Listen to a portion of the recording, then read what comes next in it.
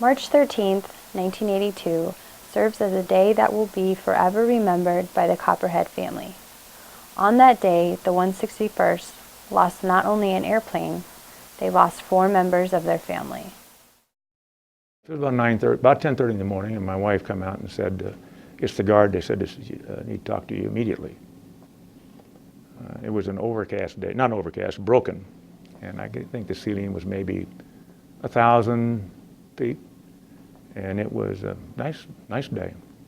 I went in and Larry Wilkins was on the phone. He told me that Copper 5 had just gone down at Luke. Well, I came home about noon. I think the plane went down at 10:30 or 10:55. So I got home at noon, and well, I said, hey, you better get down the guard, something's going on. There were 3 airplanes flying touch-and-go landings at Luke. I happened to be in the first airplane of the 3. It was overcast. We probably had a ceiling that switched between 4,000 and 5,000 feet. And I was out on the Black Canyon Highway, so, looking in the westerly direction, I might have, it might have happened while I was looking there, while I was driving by. On the morning of the accident, I was flying. There were 3 aircraft flying that morning, and I was on one of the other aircraft. And we were out at the auction when the auctioneer knew Benbow and I were both in the guard. He came over to us at one point and he said, did you hear about the crash landing? And of course, crash landing to me means something different than crash. What we were trying to prepare against is exactly what happened. They got a call from either the Luke command post or the Luke supervisor flying and said, hey, one of the airplanes went down. The last transmission, I think, is we're in the clouds. So they had no visual reference. They were flying instruments, making instrument approaches. And the next thing that they knew was the airplane had exploded and come apart. They said, well, we think they may have clipped a small airplane. Now, that may not be precisely the words they used, but that's what I remember. And what went through my mind was, well, if they clipped a small airplane, that small airplane's in a lot of trouble. But I didn't think the KC-135 would be in a lot of trouble. We could look at Luke, and we heard some chatter on the radio that Luke is closed. And we could see a big, at the end of the runway at Perryville Prison, we could see black smoke coming up. And we watched for 4 or 5, maybe 10, 15 minutes, whatever. And then the black smoke became white, indicating that they either burned itself out or they got water on it. And we weren't quite sure what happened. And then we heard on the radios that Copper 5 had landed at Luke. I said, gee, that doesn't sound right. And then we landed in Phoenix, and we knew that one of the crew chiefs came up and said, yeah, in fact, Copper 5 had crashed. And I asked for operations, and the phone was picked up, and the voice said, operations, this is Captain Kingston. And I had this immediate sense of relief that nothing happened to Dave, followed by, oh shit, it's somebody, and it's somebody I know. I flew out to the scene, and it was pretty obvious that no one survived that. And I could see that it was a Grumman Tiger, I believe the airplane was, and it went right over the right wing of the airplane and impacted right about where the 900-gallon fuel tank is. And as we hovered over the site, I thought, my God, where is the airplane? Because there was almost nothing to see. Well, of course, the airplane, the radome was 13 feet in the ground. That's where the airplane was. It went like an accordion into the ground. The good news is that it was probably about more than 9, fewer than 10 seconds from impact to the end of the line, which I would assume was probably spent yanking on a yoke, saying words you don't say in front of your kids. The first airplane had ran into or had impacted the tanker at probably the most vulnerable spot of the whole airplane, right into the 900-gallon tank.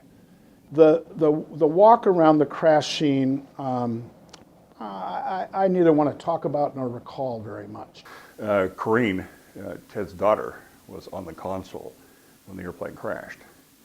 It was interesting that all the four crew members were on board, because I had ordered that the crew fly as a crew. And they always want to say, well, let's just fly as pilot and co-pilot. I said, no, you got to fly as a crew because you're going to operate as a crew. So that's why the extra 2 guys were on board. I was scheduled to fly that day. A good friend of mine found out about an auction out west of Buckeye, and I used to go to a lot of farm auctions and buy stuff, so. If you were on the schedule, it was your requirement to get your replacement. So I got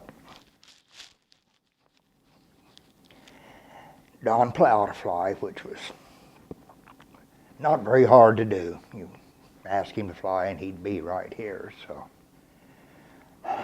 Anyway.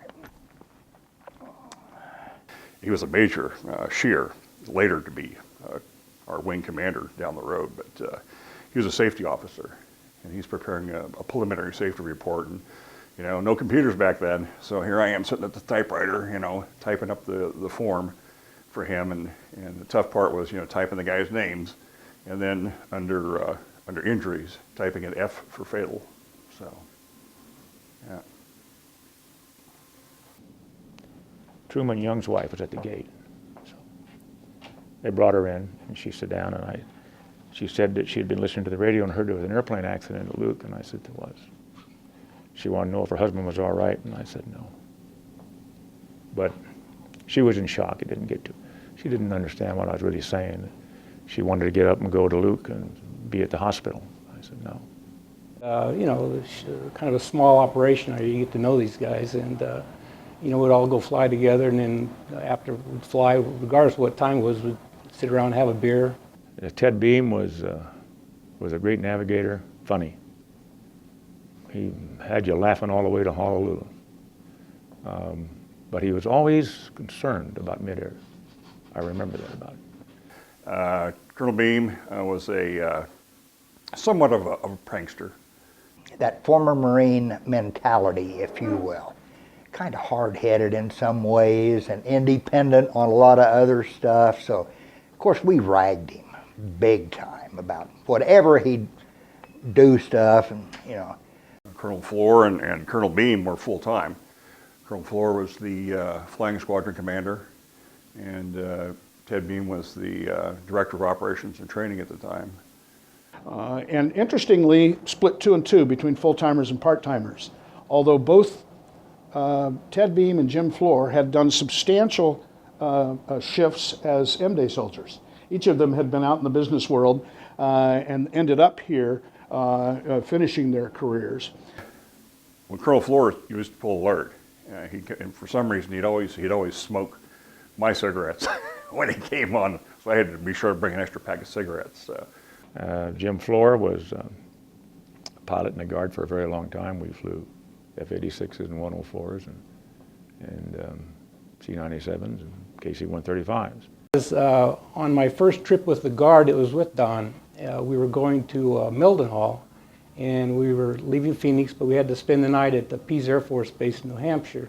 And we get to Pease, and he said, well, let's change our clothes, and we'll go out tonight, have a big lobster dinner. I said, Don, I've never eaten lobster in my life. He said, I'll show you. He put the bib on me, and we started eating lobster. Of course, I made a mess of it. And he said, you see this green stuff in there? And I said, yeah. He said, well, that's kind of the heart. That's the best part of the lobster. I said, oh. So I started proceeding to eat. I said, Don, this doesn't taste real good. And he said, well, give me the big chunks of meat. They're not very good, but you want the green stuff. So that was my lobster first experience with Don Plow. Don Plow had small hands, so I used to squeeze his hand at the bar all the time. And he'd get upset about that. Said, don't do that. And I said, okay. Truman Young was a lawyer. At that time, he was an assistant United States attorney, and he was the superstar in that office. He probably would have left that and gone to private practice. He was an Air Force Academy graduate. We didn't have too many of those at that time.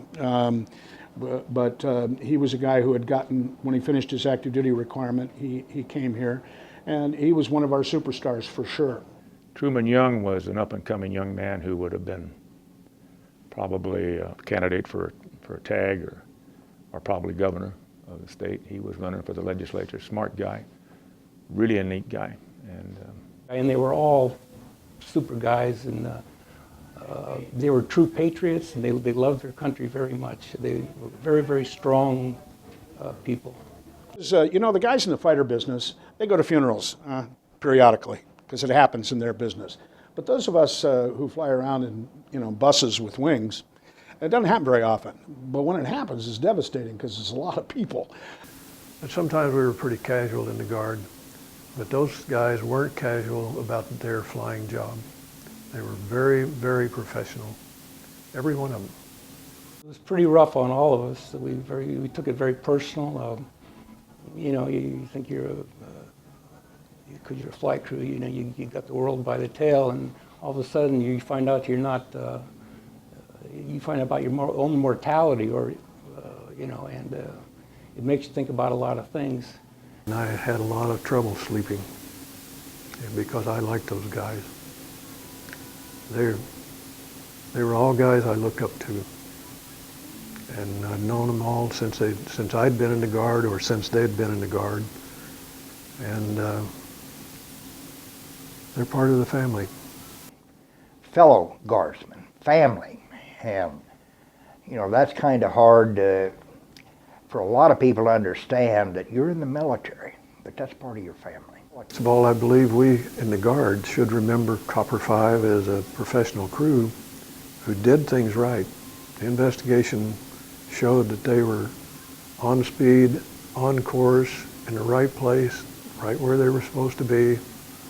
And these guys were ordinary guys, members of the community, who were out practicing their trade on Saturday morning, totally innocent, and they gave their lives for it. Was it for anything? You bet it was. We exist as a force. We're part of the deterrent just by our mere existence, and it is an important mission that contributes to the defense of the nation. And so I think these guys should be remembered, although not dying in combat, as giving their lives for the country. But they gave of themselves, not just because they died in the Copper 5 crash. That was what they did. You know, they were out here for something bigger than themselves. And I think that's something that we ought to stress out here and get people to embrace that, if you will. Yeah, I miss my buddies, Ted and Truman and Jim and Don, and I'll always miss them.